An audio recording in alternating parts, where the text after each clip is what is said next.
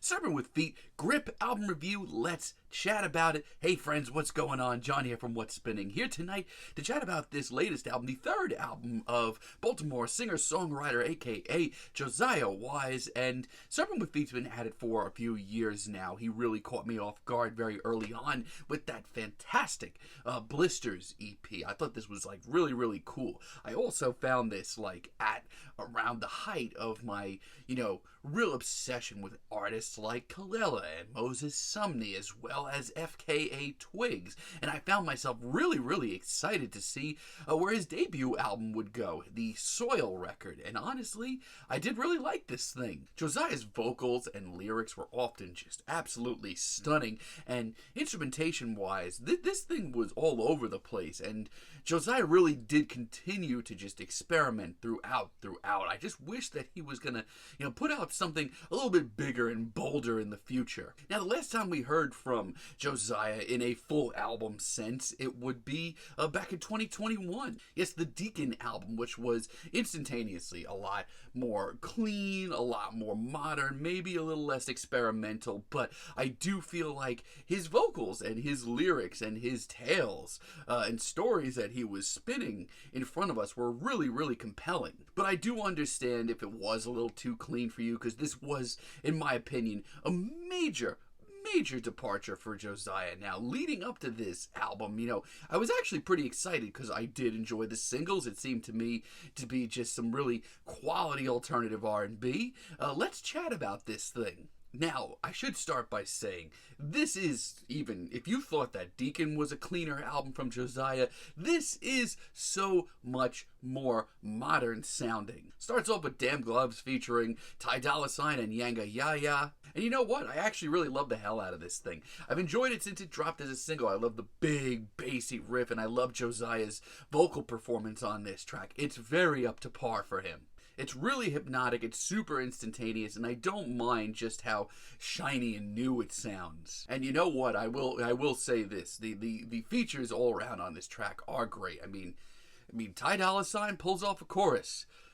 No, we're not talking about this. I'm not doing it. And while this is clearly a far cry from his early intimate work, I do really like this. I also really like Spades. I actually think it's the best track here.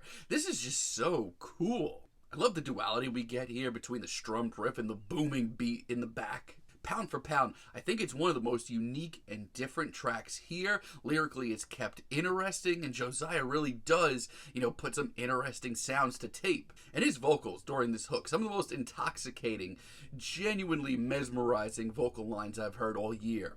Honestly, if we got more tracks in this vein, with this ambiance, I don't think I'd be completely bored by this album, which I sadly am. Yeah, these days Josiah really doesn't seem like he knows what the hell he wants to do with his music, which is really sad. And what's worse, as his career keeps going on, he just seems to be blending in more and more and sounding less and less as a genuine experimentalist. Safe Word, for example, this is way too pristine for me. This sounds like, literally the who's who of sort of alternative R&B, but still definitely a pop act. It's just so predictable, and vocally this track is fine, but is this a Serpent with Feet album or a Party Next Door album? Ugh.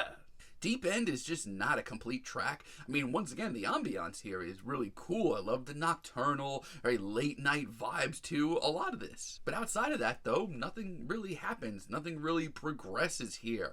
I feel like, tracks like this, Josiah really set a great base, but really didn't do anything with it. Lyrically, there still is a lot of compelling, very sincere, very personal bars on this album, but instrumentally, this thing is a mess. It's also just not consistent at all. Take, for example, Rum Throwback, which genuinely is one of the most obnoxious tracks I've heard all year. And once again, the sort of late-night nocturnal ambiance of this track is really freaking cool. But the songwriting is starting to go down in flames, and halfway through this track, I genuinely don't know what to make of it. I don't know what kind of weird experimental dance hole that I walked into, but I'm looking for the exit. And it's just so boring at the end of the day, including the final minute. I think it's the worst track here. Black Air Force is also not good. I mean, this is really upsetting to me, especially with just how fruitful the weirder and more experimental side of R&B has been right now. This just, I don't know, the songwriting here has reached a level that I did not think that we were going to get to. It's not getting any better either. Yeah, Josiah sounds like he just is really checked out here and is spiraling. I mean, there used to be such a mystique and wonder to his music. Now he just sounds like every other pop rap superstar trying to get a little bit more emotional. It's just not to the level that I expected, on Josiah's third album at this point. And he brought along Mick Jenkins for this track, who I'm a huge Mick Jenkins fan, and he actually does his job. He rolls up and drops a verse and sounds really good. And Lucky Me is just so average. I mean, once again, that strummed down, acoustic riff is really, really cool. And lyrically, this is one of the most stunning, revealing tracks here. But once again, I feel let down. The bass to this track is so good. It's got such a solid foundation, but then he doesn't really do much with it. It's just not up to the level that I expected to hear by now. And it's a shame because there are some late album highlights, like Hummin, for example. I feel like by this point I've been waiting a century just to hear something genuinely freaky. This track is a ghoulish, twisted R&B tune, diving into lust and passion. In a lot of ways, it reminds me of a beefed up track from his early days. Josiah's performance here is really, really great, just dripping in sexuality. Yeah, and there's also a genuine mystique to this track. I love it. A lot of the same feelings on Ellipsis.